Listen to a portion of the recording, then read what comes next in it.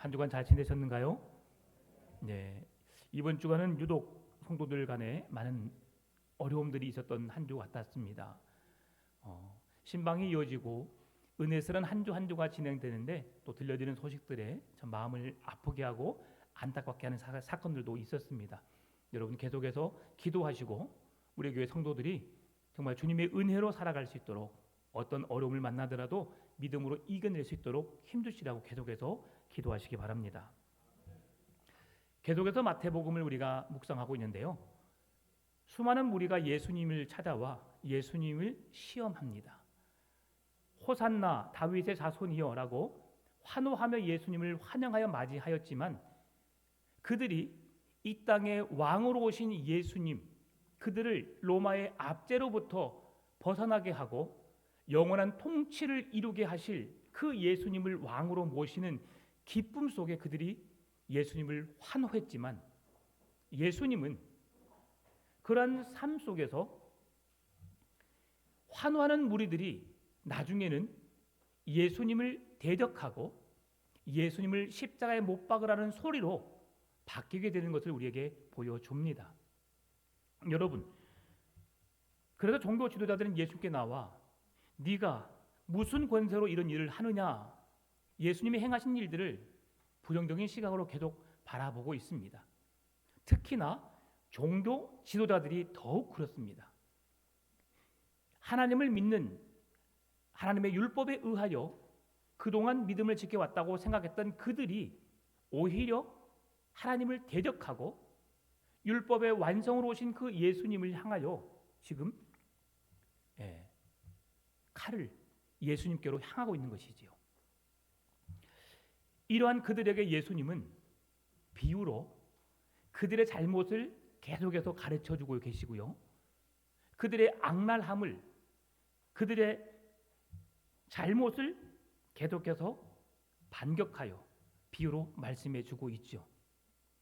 오늘이라도 예수님이 당장 그 잘못이 드러나기만 하면 그를 죽이려고 예수님의 흠을 찾기 위해서 그렇게 눈을 부라리고 찾는 이 바리새인들, 오늘 그 본문이 계속 이어지는데요. 오늘 본문은 두 부류로 나누어집니다. 15절에서 17절 말씀은 예수님의 허점을 찾기 위해서 질문을 하는 바리새인들의 질문과, 그리고 18절에서 22절은 그 바리새인들의 질문에 대답하시는 예수님의 말씀을 우리가 살펴볼 수 있습니다. 먼저 15절, 16절 말씀을 제가 읽어드리겠습니다. 이에 바리새인들이 가서 어떻게 하면 예수를 말의 올무에 걸리게 할까 상의하고 자기 제자들을 헤롯 당원들과 함께 예수께 보내어 말하되 선생님이여 우리가 말하노니 당신은 참되시고 진리로 하나님의 도를 가르치시며 아무도 거리끼는 일이 없으시니 이는 사람을 외모로 보지 아니하심이니이다라고 고백합니다. 바리새인과 대제사장들, 종교 지도자들이 예수님을 넘어뜨리기 위해서 자기들의 가진 지식으로, 지혜로 예수님을 온갖 시험을 해보았지만 감히 예수님을 할 수 없어서, 예수님을 넘어뜨릴 수 없어서 이들이 생각해낸 것이 뭐냐면 이제는 헤롯 당원들과 함께 공격해야겠다는 생각을 합니다. 왜 이런 생각을 했을까? 여러분, 헤롯 당원이 누구였을까요? 사두개파 사람들을 말합니다. 이들은 부활이 없다고 주장하는 사람들이죠. 죽음 이후에 내세도 없다고 생각하는 사람들입니다. 그리고 하나님의 말씀보다도 그 시대의 정치인들, 그리고 그 나라의 왕을 더 옹호하여서 그 왕의 힘을 힘입어서 모든 백성은 왕을 숭배해야 하고 왕의 힘에 의해서 지배를 받아야 하고 왕의 보호하심 속에 살아야 한다고 주장했던 사람입니다. 그래서 어찌 보면 예수님의 지금 하나님의 아들 되심도, 그리고 그가 말씀하신 복음의 내용도 그렇게 좋게 여기지 않는 무리들이죠.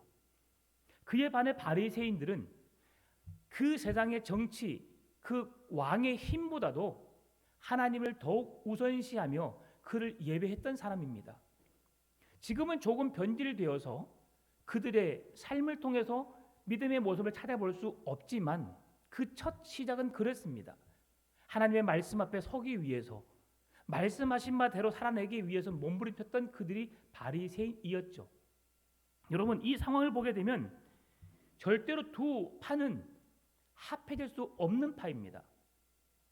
한 파는 나라의 힘을 힘입어서 그 힘의 권세로 세상을 군림하는 자들이고, 또 다른 한쪽의 파는 그 세상의 권력에 힘입어서 자기들을 공격해 오지만 자기들은 그 세상의 힘보다도 하나님을 믿는 믿음의 힘이 더 크다고 여겼고 하나님을 섬기는 것이 가장 우선이라고 생각했던 사람들입니다. 그러니 서로 대립될 수밖에 없고 갈등을 빚을 수밖에 없는 상황이죠. 그래서 이 헤롯 당원들은 왕에게, 가이사에게 세금을 내지 않는 것은 그 나라에 대한 반역이라고 생각했습니다. 그러니 그 나라에 살고 있는 모든 백성들은 세금을 내야 하는 거죠. 그런데 유대인들은 세금을 내지 않았습니다. 우리는 하나님의 인도와 보호하심을 받고 살기 때문에 하나님을 향하여 우리는 섬기는 믿음을 가질 뿐 가이사에게 그렇게 돈을 내지 않아도 된다고 생각했던 거죠. 수많은 갈등 속에 있었습니다. 이러한 문제를 가지고 지금 예수님께 찾아오게 된 거죠. 이 두 사람들의 대립 속에서 오늘 15절 16절 말씀을 조금 더 면밀하게 살펴보면 15절 말씀 속에서 예수님을 찾아온 그들의 무리가 어떠한 마음으로 찾아왔는지를 말씀해 줍니다. 15절 말씀 다시 한번 보게 되면 바리새인들이 가서 어떻게 하면 예수를 말의 올무에 걸리게 할까 상의하고라고 되어 있어요. 예수님을 찾아온 그들의 의도가 뭡니까? 지금 꼼짝할 수 없을 상황에 놓이게 함으로 예수님이 말에 실수가 있으면 잘됐다. 당신은 이런 말의 실수로 인하여서 당신을 우리가 잡습니다. 그래서 우리가 당신을 죽일 수 있는 기회가 당신에게 생겼다고 생각하면서 예수님을 죽일 기회를 찾는 그런 시간인 거죠. 그런데 16절 말씀 보게 되면 어떻게 그 예수님께 다가섭니까? 선생님이요. 예수께 보내 선생님이요. 우리가 아노니 당신은 참되시고 진리로 하나님의 도를 가르치시며 아무도 거리끼는 일이 없으시니 이는 사람을 외모로 보지 아니하십니다. 예수님을 선생님이요라고 말하는 것은 그분은 완벽하시다는 겁니다. 많이 배우고 많이 알고 그러함으로 가르치기에 부족함이 없으신 분이십니다. 우리가 선생님이라고 하는 것은 무슨 의미입니까? 존경의 대상입니다. 존중하는 의미로 우리가 선생님이라고 부릅니다. 그런데 실제로 가르치는 선생님들은 그 지식의 전문가들이죠. 그래서 그 지식으로 알고 있는 것을 바르게 가르치는 자들을 선생님이라고 말합니다. 오늘 지금 이 바리새인들은 예수님께 찾아와서 선생님이라고 부르는 이유는 당신은 많은 것을 알고 있고 그 알고 있는 것을 바르게 가르치시는 분이십니다라는 존중의 의미가 섞여 있습니다. 그런데 그 말을 어떤 의도로 오고 있다고요? 예수님의 말에 뭔가가 허점을 찾아서 그를 올무로, 그래서 그를 허점을 찾아 잡아 죽이려는 의도로 지금 말하고 있다는 거죠. 이것은 아첨의 말입니다. 뒤에 이어지는 것은 예수님은 참되시다라고 했습니다.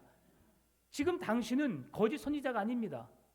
참되신 하나님의 말씀을 증거하시는 참이신 예수님이시죠 라고 예수님의 말씀 앞에 서는 겁니다.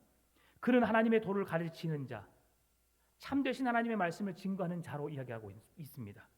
아무도 거리낀 일이 없으시는 분, 사람을 외모로 보지 않으시는 분. 예수님이 가시는 곳마다 수많은 무리들이 따랐습니다. 어떻게 됐을까요? 수많은 무리가 따르게 되면 그 사람은 어깨에 힘이 들어갈 수밖에 없지요. 아, 내가 이런 사람인가? 아, 내가 이런 사람이야. 교만할 수 있는데 그 수많은 무리가 따름에도 불구하고 예수님은 마음에 요동치가 않으시는 분, 그리고 사람을 눈치 보지 않으신 분으로 소개하고 있습니다. 하나님이 보내신 말씀을 선포할 대언자로서 사람이 두려워서 하지 못할 말, 안 할 말, 해야 할 말 따로 구분하는 것이 아니라 그것이 하나님의 뜻이라면, 하나님의 말씀이라면 주저하지 않고 담대히 선포할 수 있는 자, 지금 예수님의 실상 그대로를 이들이 말하고 있는 겁니다. 16절 말씀만 보면 이야, 참으로 멋진 믿음의 고백이다. 예수님이 하나님의 아들이신 사실을 그대로 증명해 보이는구나라고 말할 수 있어요. 그런데 15절에서 무엇을 말씀해 주고 있습니까? 그를 예수의 말에 올무에 걸리게 할까 상의하고. 여러분, 그래서 예수님을 지금 조롱하고 있는 겁니다. 아첨을 떨면서 그들은 예수님께 질문을 던지고 있는 거죠. 그들이 던진 질문이 무엇인가요? 17절 말씀입니다. 그러면 당신의 생각에는 어떠한지 우리에게 이르소서. 가이사에게 세금을 바치는 것이 옳으니까 옳지 아니하니까 하니. 여러분, 이 질문은 어린 아이들에게 너 엄마가 좋아? 아빠가 좋아? 이 말과 똑같은 거예요. 동전의 양면성과 같은 거죠. 여러분은 어떤 말을 듣기를 원합니까? 엄마가 좋아? 아빠가 좋아? 엄마가 좋아. 어이구 내 새끼, 그래 엄마가 더 좋지. 그러면 아빠가 어떻게 해요? 화가 나죠. 다시 묻겠어? 아빠가 좋아? 엄마가 좋아? 아빠가 좋아. 우와, 그래. 여러분, 이건 질문부터가 잘못된 겁니다. 아이가 엄마가 좋아? 아빠가 좋아?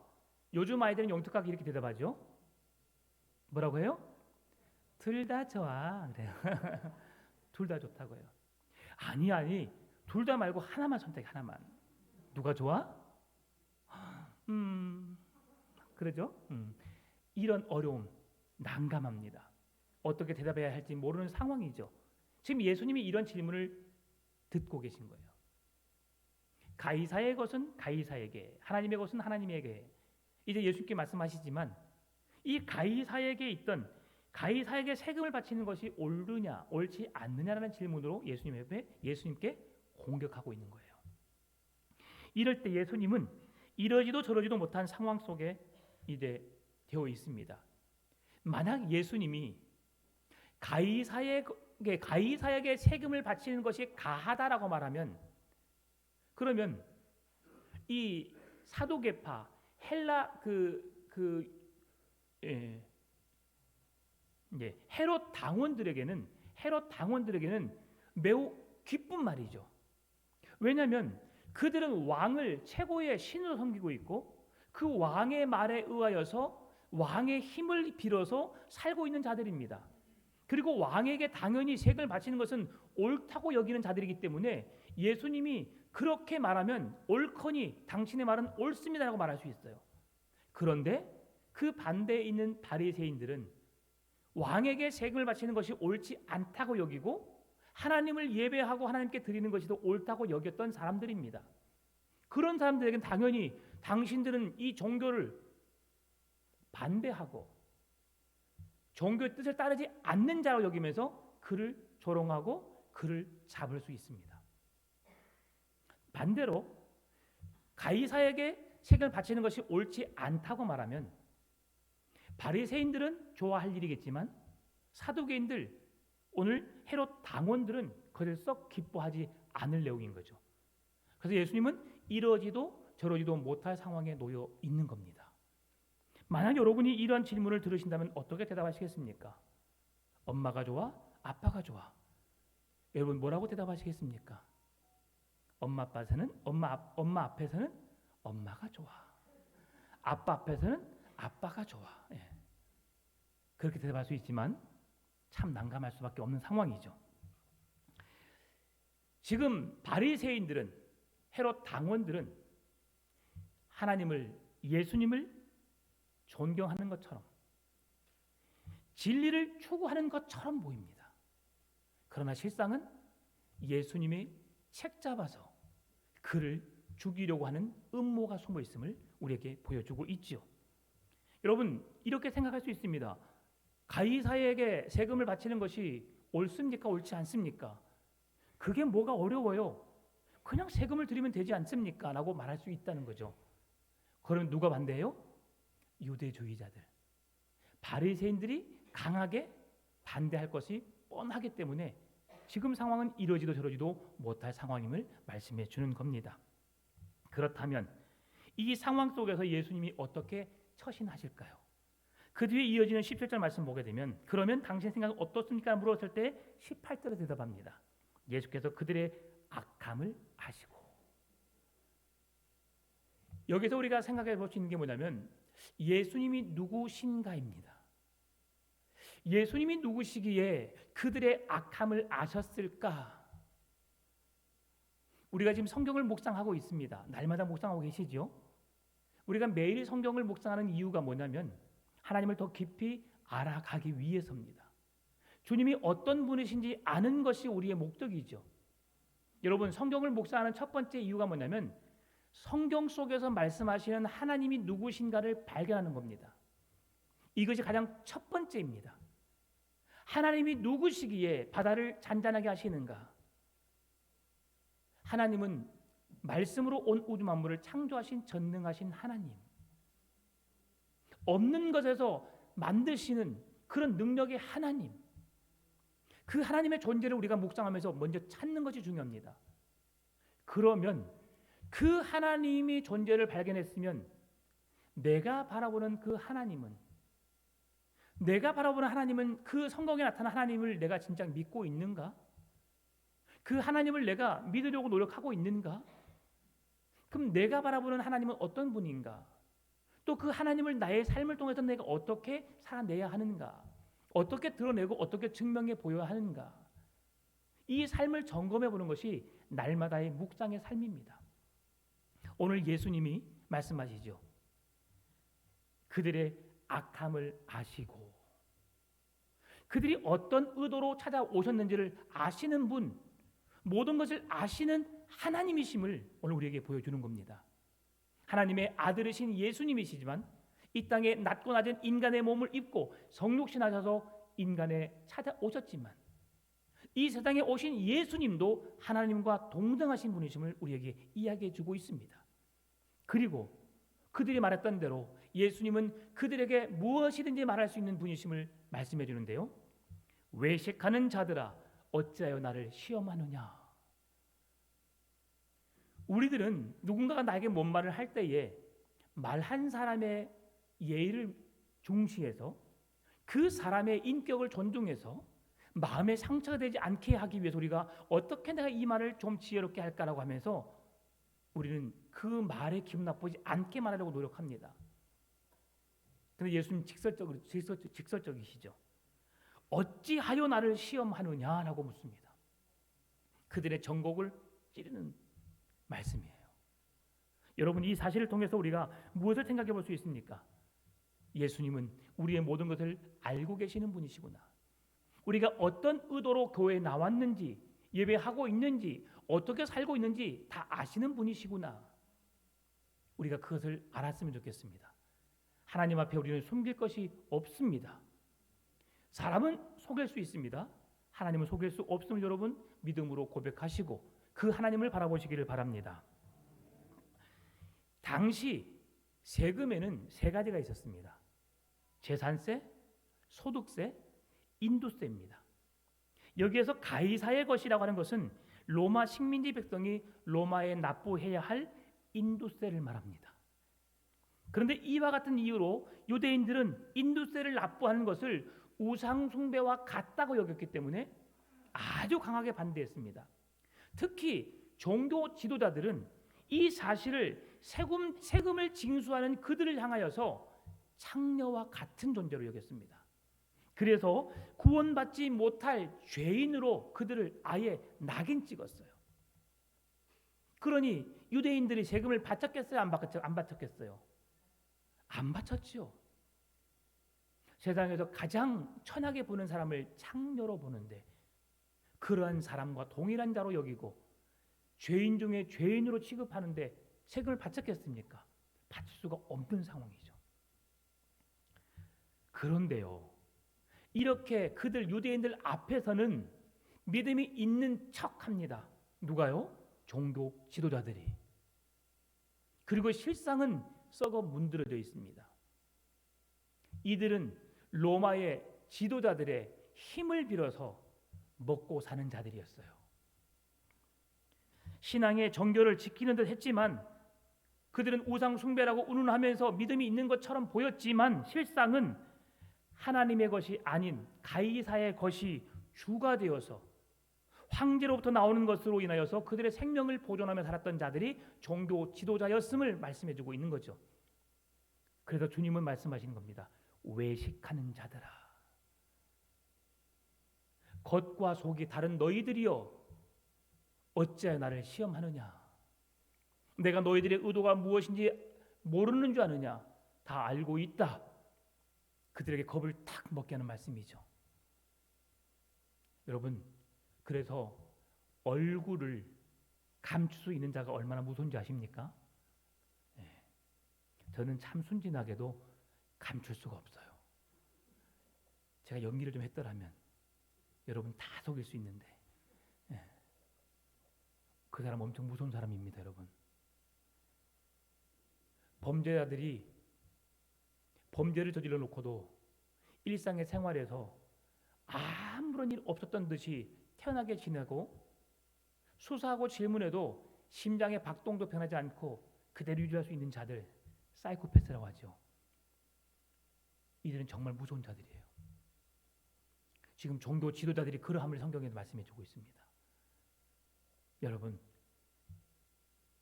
웃는 일이 있을 때 웃어주는 것, 슬픈 일이 있을 때 함께 울 수 있는 것, 이런 표현의 다양한 표현의 방법을 우리가 할 수 있는 것이 은혜입니다, 여러분. 남을 속이는 자, 외식하는 자가 아니라 진실로 하나님 앞에서 부끄럽지 않은 모습 그대로 설 수 있는 여러분 되시기를 바랍니다. 인두세는 남자는 14세부터 65세까지, 여자는 12세부터 65세까지 내는 세금인데 1년에 단 한 번 냈습니다. 얼마 냈느냐? 한 데나리온을 냈어요. 한 데나리온은 성인 남자 하루의 품삯이죠. 많다면 많고 적다면 적은 돈입니다. 여러분, 그런데 여러분, 이 돈에 대해서 여러분 어떻게 생각하십니까? 많아요, 적어요? 많을 수도 있고 적을 수도 있죠. 그런데 예수님은 바리새인들이 내민 이 데나리온의 새겨진 형상과 글이 이제 누구 것인지 묻습니다. 우리 20절 21절 같이 한번 읽어볼까요? 예수께서 말씀하시되 이 형상과 글이 누구의 것이냐? 이르되 가이사의 것이니이다. 이에 이르시되 그런즉 가이사의 것은 가이사에게, 하나님의 것은 하나님께 바치라 하시니. 아멘. 한 장 더 넘겨주시겠어요? 네, 이게 바로 데나리온입니다. 여러분 보시기에 왼쪽 편에 있는 그 얼굴은 똑같은 건데요, 밑에 건 발굴된 것이고 위에는 이제 통용된 것입니다. 그런데 한쪽 면에 월계관을 쓰고 그 당시 황제 티베리우스의 머리상이 새겨져 있는데 그 옆에 테두리에 뭐가 써 있죠? 그것은 문양이 아니고 존엄한 신의 아들 티베리우스 가이사라고 써 있습니다. 존엄한 신의 아들, 그 나라의 지금 왕을, 황제를 신의 아들로 지칭하여서 신의 권세를 부여한 자라고 말하고 있는데 그 사람이 누구예요? 가이사라고 말하고 있어요. 그리고 그 오른쪽에 앉아 있는 사람은 그 황제의 어머니입니다. 황제의 어머니로서 그 황제를 낳게 한 그 인물을 귀하게 여긴 거죠. 그래서 천주교가 성모 마리아 어머니를 그렇게 신봉하는 것 이유가 바로 이런 이유에 있는 것이죠. 그를 낳아준 자의 어머니가 특별하다. 여러분, 마리아가 특별합니까? 특별하지 않습니까? 절대 특별하지 않습니다. 만약에 여러분이 그 시대에 살았다 할지라도 여러분을 통해서도 예수님이 오실 수 있었다는 사실 아시겠습니까? 네. 누구든지 그 당시의 여인 중에 그 사람이 마리아였다면 예수님은 그를 통해서 출생하셨을 거예요. 특별하지 않습니다. 그런데 이렇게 신형상화하여서 그 당시에 동전에 새겨 놓은 겁니다. 예수님이 말씀하시죠. 가이사의 것은 가이사에게, 하나님의 것은 하나님께 바치라. 무슨 의미입니까? 가이사와 하나님을 혼동하지 말고 각각 구별하여서 그에게 맞게 섬기라, 드리라라는 말씀입니다. 가이사는 세상의 왕이죠. 하나님은 온 세상의 통치자이신 만왕의 왕이십니다. 그러면 가이사에게 줄 수 있는 것은 가이사에게 주고 하나님께 드릴 수 있는 것은 하나님께 드리라고 하는 거죠. 여러분, 이 말을 들으려고 우리가 지금 설교를 듣기 위해서 앉아 있습니까? 아니죠. 그러면 가이사의 것은 가이사에게 준다는 것은 무슨 말일까? 여러분, 한 남자로서 대한민국 국민으로서 군대 가는 것을 어떻게 생각하십니까?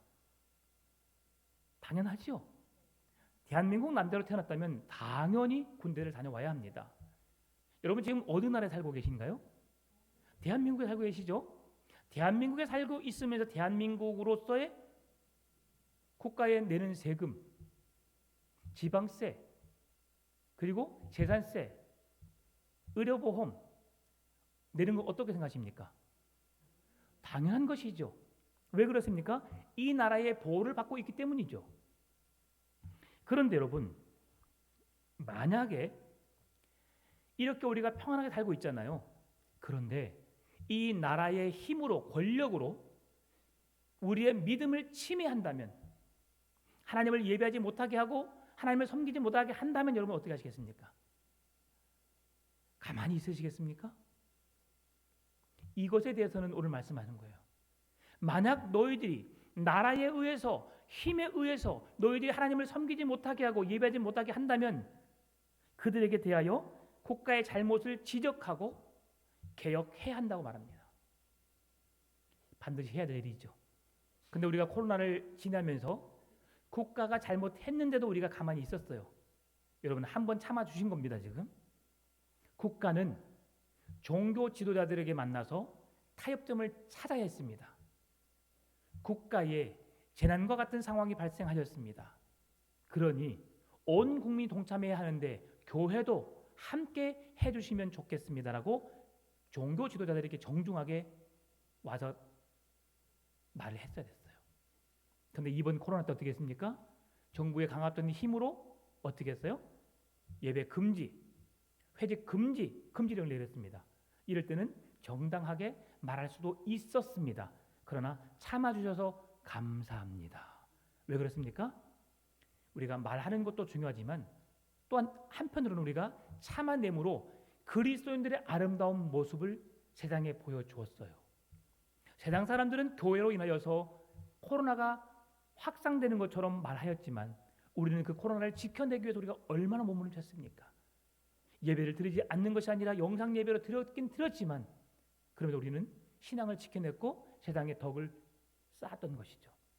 앞으로 이런 또 다른 재난이 오게 되면 이제 그때는 여러분 소리를 내십시오. 국가가 종교와 타협하여서 양해를 구하고 이렇게 협조할 수 있도록 그것이 우리가 해야 할 일입니다. 그런데 만약 그렇지 않다면 우리는 당연히 내야 되는 것이 마땅한 겁니다. 그래서 가이사의 것은 가이사에게 여러분 주라고 하는 말은 가이사의 형상이 그려져 있는 것 그것에 누구의 형상이 그려져 있느냐 가이사의 것입니다. 가이사입니다. 그러면 가이사에게 드려라 이것이죠. 여러분 고속도로를 통행합니다. 뭘 내야 합니까? 통행료를 내야 합니다. 왜 그렇습니까? 내가 이용했기 때문이죠. 이건 내지 않고서는 딱지가 날아오지요. 돈을 내라고 재촉이 됩니다. 결국 안 내게 되면 여러분의 재산까지도 압류될 수 있습니다. 이것은 우리나라에 속해 있기 때문에 당연히 내야 되는 거죠. 내가 이용했기 때문에. 이것이 지금 세상의 원리입니다. 로마서 13장 1절에서 명확한 대답을 해주십니다. 각 사람은 위에 있는 권세들에게 복종하라. 권세는 하나님으로부터 나지 않음이 없나니 모든 권세는 다 하나님께서 정하신 바라. 아멘. 여기서 위에 있는 권세라고 하는 것은 우리 나라, 정부를 말합니다. 하나님께서 각 나라를 세우셨고 각 나라의 지도자들을 세우셨습니다. 그들이 못마땅할 수 있어요, 없어요? 있습니다. 잘못하는 것처럼 보일 수 있습니다. 그럼에도 우리가 그러면 어떻게 그들을 대해야 하는지 성경은 말씀해 줍니다. 디도서 3장 1절 2절입니다. 너는 그들로 하여금 통치자들과 권세 잡은 자들에게 복종하며 순종하며 모든 선한 일 행하기를 준비하게 하며 아무도 비방하지 말며 다투지 말며 관용하며 범사의 온유함을 모든 사람에게 나타낼 것을 기억하게 하라라고 되어 있어요. 이것이 그리스도인으로서 이 나라를 순응해야 할 이유임을 말씀해 줍니다. 나라가 기독교인을 탄압하고 억압하고 예배를 드리지 못하게 하지 않는 한 우리는 이 나라의 지도자를 세우신 하나님의 뜻에 따라서 이 나라를 섬기고 이 나라의 온유함으로 관용함으로 선을 베풀면서 나라의 법을 따라야 할 이유를 성경은 정당하게 말씀해주고 있다는 겁니다. 베드로전서 2장 17절 18절도 동일하게 말씀합니다. 뭇 사람을 공경하며 형제를 사랑하며 하나님을 두려워하며 왕을 존대하라. 사원들아 범사에 두려워함으로 주인들에게 순종하되 선하고 관용하는 자들에게만 아니라 또한 까다로운 자들에게도 그리하라. 여러분 따뜻하게 맞이하십시오. 예전에 계속 그 코로나 상황에 공무원들이 오셨잖아요. 여러분 공무원들이 오시는 것 반갑던가요? 반갑지 않던가요? 안 반가웠어요. 네, 별로 반갑지 않잖아요. 왜 또 예배를 못 드리게 하는 거야? 막 인원 체크하고 막 이거 식당에 카페에 우리가 흩어져서 예배했잖아요. 근데 여러분 그들을 따뜻하게 맞이하라는 겁니다. 만약에 교회에 신천지가 들어왔어요. 여러분 어떻게 하실랍니까? 신천지 아웃 나가! 여러분 그러실랍니까? 예배 드리게 해줘야죠. 왜? 예배를 통해서 말씀을 통해서 하나님을 만날 수 있으니까, 진리의 말씀을 깨달을 수 있으니까. 그러나 그들과 가까이 하지 마십시오. 절대 가까이 하지 마십시오. 예, 우리의 신학이 유익하지 못합니다. 그래서 이 말씀은 그리스도인으로서 우리가 사회의 질서와 규범을 지키는 모범적인 시민이 되어야 함을 말씀해 줍니다. 기독교에 박해가 없다면 그 전제에 우리는 국가의 법을 따라야 함을 성경은 말씀해 주고 있는 거예요. 그래서 예수님은 가이사의 것은 가이사에게 드리라고 말씀하는 거예요. 이것이 우리가 세상에 살고 있는 그리스도인으로 살아야 할 이유입니다. 그렇다면 하나님의 것은 하나님께 바치라는 말씀은 무슨 내용일까요? 여러분 그 데나리온에 누구의 형상이 그려져 있다고 했어요? 가이사. 그러면 하나님의 것은, 하나님의 동전에는 뭐가 써 있어야 되겠어요? 하나님의 형상이 있어야 되겠죠. 여러분 하나님의 형상에 새겨진 돈이 있어 없어요? 없어요. 그럼 하나님의 형상에 새겨진 돈은 뭘까요? 창세기 1장 27절에서 말씀합니다. 예, 자막은 없지만 제가 읽어드릴게요. 하나님이 자기 형상 곧 하나님의 형상을 따라 사람을 창조하시되 남자와 여자로 창조하시고. 아멘. 가이사의 것은 가이사에게 이 세상의 법과 질서에 따라서 우리가 잘 순응하고 따라야 함을 말씀해 주고 있고, 당연히 세금을 내는 것, 국민세, 우리 또 재산세, 뭐 토지세, 우리가 갖고 있는 모든 것은 의료보험이든 뭐 다 내려가는 거예요. 내돼. 하나님의 것을 어떻게 드리느냐? 가장 중요한 말씀이 있습니다. 로마서 12장 1절입니다. 그러므로 형제들아 내가 하나님의 모든 자비하심으로 너희를 권하노니 너희 몸을 하나님이 기뻐하시는 거룩한 산제사로 제물로 드리라. 이는 너희가 드릴 영적 예배니라. 하나님의 것을 하나님께 드린다는 건 무슨 말씀입니까? 이 세상에 온 우주만물 모든 것은 다 하나님의 것입니다. 여러분의 생명도 하나님의 것입니다. 여러분의 자녀들도 하나님의 것입니다. 여러분의 소유도 하나님의 것입니다. 우리가 마시는 공기, 자연 모든 세상의 것이 하나님의 것입니다. 그 하나님의 것 중에 우리가 무엇을 드리느냐? 하나님의 존귀한 형상을 따라 지음받은 남자와 여자를 창조하신 우리의 몸을 하나님이 기뻐하시는 거룩한 산제사로 드리는 것. 마음을 다해. 그 다음에 또 말씀을 읽을게요. 마태복음 22장 37절 40절 말씀. 예수께서 이르시되 내 마음을 다하고 목숨을 다하고 뜻을 다하여 주 너의 하나님을 사랑하라 하셨으니 이것이 크고 첫째 되는 계명이요 둘째도 그와 같으니 내 이웃을 내 자신과 같이 사랑하라 하셨으니 이 두 계명이 온 율법과 선지자의 강령이니라. 우리의 몸을 하나님이 기뻐하시는 산제사로 드리되 우리의 몸과 마음과 생명을 다하고 뜻을 다해서 주님을 사랑하라고 하는 거예요. 하나님을 온전히 예배하고 세상에서 예배만 드리고 세상에 아무렇게나 사는 것이 아니라 세상에서 그리스도인다운 삶을 살라는 것입니다. 미워하고 시기하고 질투하고 저주하고 욕설하고 못된 인생이 아니라 모든 사람에게 본이 될 만한 삶을 살라고 말씀한 겁니다. 어떻게? 하나님을 사랑하는 것처럼 내 이웃을 내 몸처럼 사랑하라고 말씀하신 거예요. 이것이 바로 하나님의 것을 하나님께 드리는 믿음입니다. 여러분은 하나님의 존귀한 형상으로 지음받은 사람들입니다. 오늘 여러분의 삶을 통해서, 오늘 우리의 예배를 통해서 하나님이 영광 받으신 줄 믿습니다. 여러분, 우리의 삶을 드려야 합니다. 우리의 사업을, 우리의 기업을, 우리의 직장을 여호와께 드려야 합니다. 그곳에서 우리는 잘 살아야 합니다. 믿음의 사람으로서 선한 영향력을 끼칠 수 있는 멋진 삶을 사셔야 합니다. 말과 행동을 통해서 그리스도의 모습이 나타나야 합니다. 그럴 때에 우리의 삶을 통해 하나님이 영광 받으시는 것이죠. 이렇게 예수님이 그들에게 말씀하시니까 그들은 예수님에게서 아무런 허점도 찾지 못하고 그대로 돌아갔다고 말씀합니다. 사랑하는 성도 여러분, 오늘 우리가 살아야 할 이유가 여기에 있습니다. 국가의 국민으로서 그 의무를 다하십시오. 책임을 다하십시오. 앞장서서 먼저 행하십시오. 그리고 그리스도인으로 하나님의 존귀한 형상으로 지음받은 자녀들로서 그 이름에 부끄럽지 않는 삶을 살아내시기를 바랍니다. 그리고 그 영광을 나타내는 복된 믿음의 삶이 되시기를 주의 이름으로 축원합니다. 참 좋으신